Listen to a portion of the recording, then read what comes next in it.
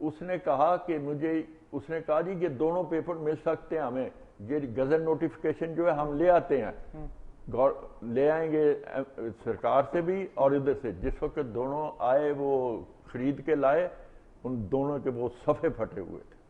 میں یہ آپ کو صرف بتانا چاہتا ہوں کہ مادر ملت کی الیکشن میں کہاں تک ہوا. اچھا ٹھیک ہے، اب آپ کی ایوب خان سے ملاقات کب ہوئی تھی؟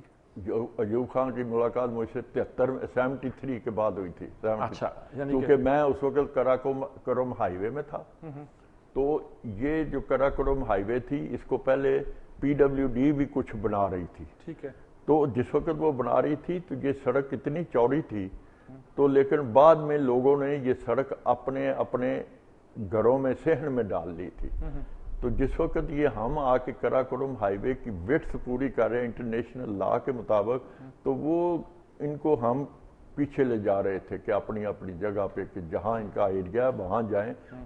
تو وہ بھٹو صاحب نے آرڈر دیے تھے کہ یہ فوج ان کو تیار کر کے دے گی سب کو، جہاں ان کا ایریا آتا ہے، دیوار بنا کے دیں گے یا وائر لا کے دیں. وہ ہم نے بنا دی. تو مجھے یہ ڈر تھا کہ یہ نہ ہو بعد میں کو کہہ دے جی مجھے نہیں. ایوب خان سے ملاقات کیسے ہوئی؟ وہیں ہوئی نا.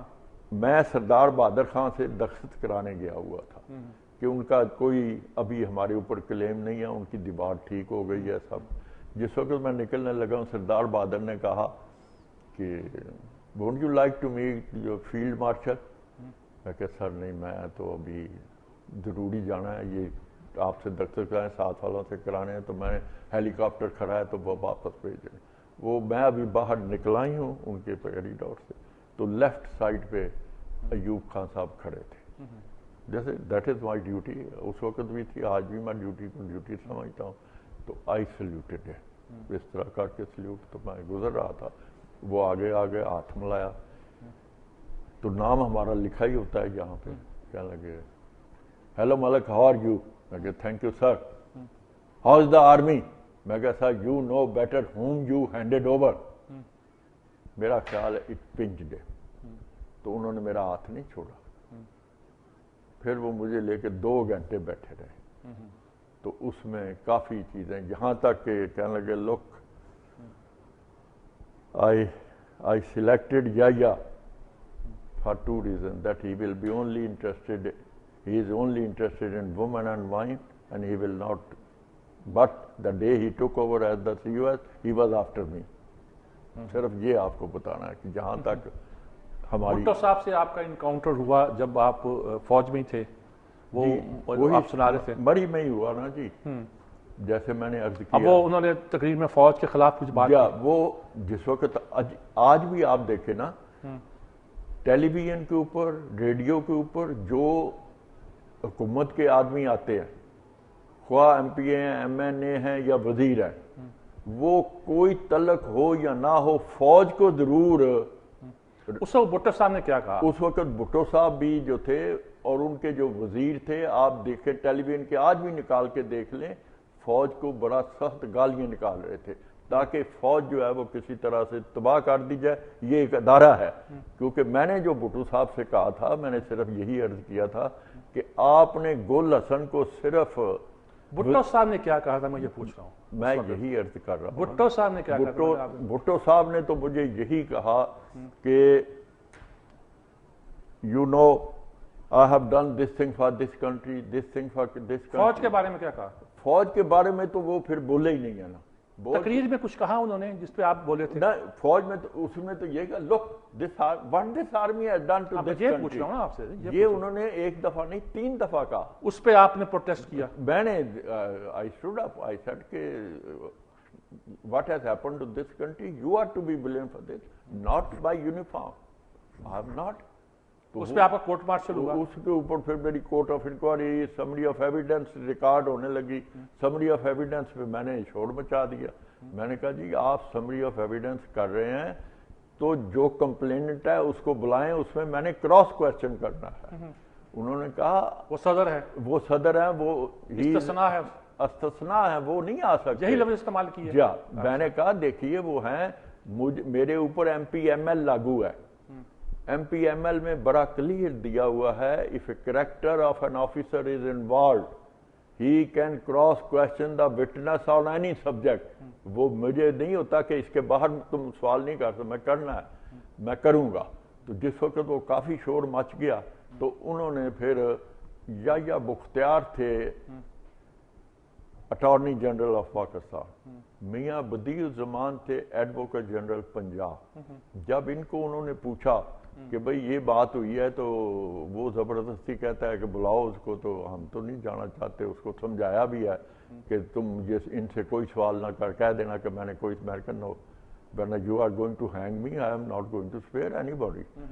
تو مجھے اچھی طرح یاد ہے، مجھے یہ پتہ چلا تھا کہ دونوں نے یہ کہا تھا کہ جی وہ ٹھیک کہہ رہا ہے، اگر تو آپ نے جو کام کیا، کیونکہ پاکستان ٹوٹنے کا جو اس نے کہا ہے وہ آپ نے بفور پریزیڈنٹ آف پاکستان کیا تھا، تو دس ہی کین کوشچن جو اس میں آپ استثناء نہیں ہے. ہاں جو آپ ایکشن کریں گے وہ جب تک آپ اس پوسٹ پر ہیں نہیں، اس کے بعد ہو سکتا ہے. تو پھر میں آپ کو دوسری چیز بتا دوں.